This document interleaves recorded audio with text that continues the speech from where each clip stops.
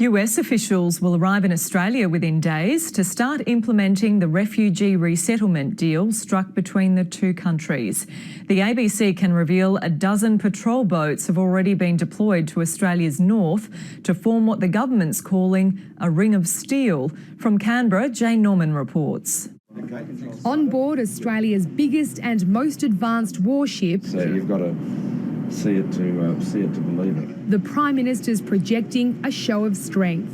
For months, the government's been quietly building up Australia's maritime defences, steeling itself that a US deal could trigger a surge in boats. We have deployed the largest maritime surveillance and response effort to our north in our peacetime history.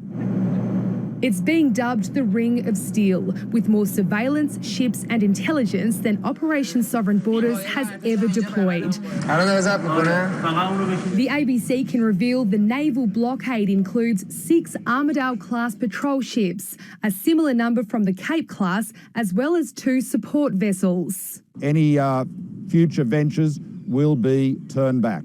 For the government, the one-off deal with the US represents a solution to indefinite detention on Manus Island and Nauru.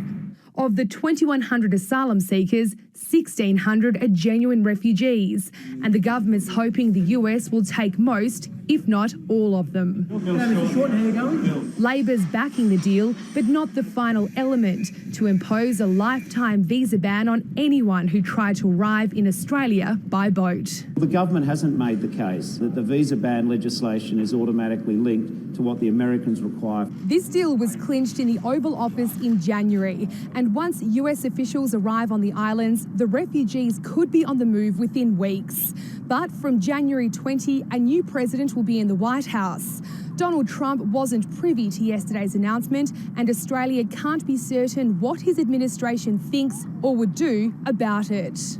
To head off any potential obstacles, the Prime Minister's emphasising these refugees will form part of America's existing intake and isn't a softening of Australia's border protection policies. Jane Norman, ABC News, Canberra.